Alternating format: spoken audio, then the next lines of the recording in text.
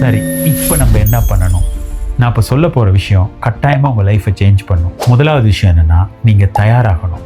Preparation. Confidence அப்படிங்கிறது ஒன்றும் பெரிய மேஜிக்கெல்லாம் கிடையாது. திரும்ப திரும்ப நம்ம ரிப்பீட் பண்ணணும். அப்படி செஞ்சால் கான்ஃபிடென்ஸ் தானாக வந்துடும். ஃபோனை ஓப்பன் பண்ணி வச்சுக்கிட்டு பேசி பாருங்கள்.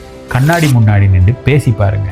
100 தடவை வேணாலும் இதை செஞ்சு பாருங்க. இங்கே என்ன நடக்கும்னா, நம்மளுடைய மூளைக்கு ஃபெமிலியர் ஆகிடும். அதுக்கு பிறகு பயம் குறையும், கான்ஃபிடென்ஸ் தானாக கூடும். ரெண்டாவது விஷயம் தான், ஸ்மாலாக கொஞ்சம் குரூப்பை வச்சு, வீட்டில் கொஞ்சம் பேரை வச்சு, இல்லாட்டி நம்மளுடைய ஆஃபீஸில் கொஞ்சம் பேரை வச்சு, நம்மளை சுற்றி உள்ளவங்களை கொஞ்சம் பேரை உட்கார வச்சு லைட்டாக ஸ்டார்ட் பண்ணுங்க. பெரிய ஸ்டேஜெல்லாம் தேவையே படாது.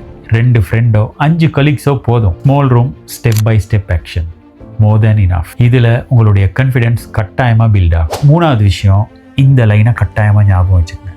பயம் உங்களை விட்டு போகாது, ஆனால் நீங்கள் ஸ்ட்ராங் ஆகிடுவீங்க. 4வது விஷயம் தான், அந்த இடத்துல கூடி இருக்கிற இல்லாட்டி அந்த இடத்துல உள்ள மக்களை பற்றி நீங்கள் யோசிக்கவே வேணாம். உங்களுடைய மெசேஜ் என்ன அப்படிங்கிறத பற்றி யோசித்து அதை டெலிவர் பண்ணுங்கள். நீங்கள் எப்படி அப்பியர் ஆக போகிறீங்க, எப்படி என்னை எல்லாரும் பார்ப்பாங்க அப்படிங்கிறத பற்றி நீங்கள் யோசிக்கக்கூடாது. உங்களுடைய பேச்சால் யாருடைய லைஃப் சேஞ்ச் ஆக போகுது, யாருக்கு மாற்றம் வரப்போகுது, இதனால என்ன ரிசல்ட்ஸ் வரப்போகுது அப்படிங்கிறத யோசி. 5வது விஷயம் தான், எவ்வளோ பயமாக இருந்தாலும் டோன்ட் ரன்.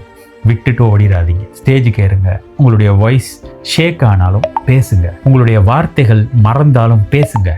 எம்பரஸ் சிச்சுவேஷன் ஒன்று உங்களுக்குள்ளே தோணினாலும் பேசுங்க. ஏன் தெரியுமா?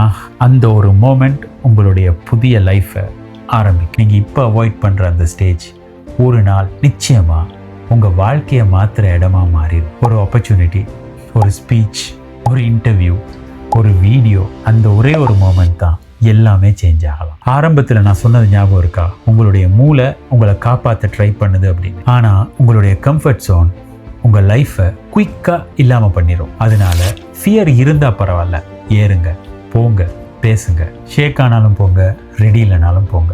ஏன்னா உங்கள் வாழ்க்கை இருக்கிறதே அந்த பயத்துக்கு அந்த பக்கம் தான். அப்போ அதை தாண்டினா தான் உங்கள் வாழ்க்கை உங்களுக்கு கிடைக்கும்.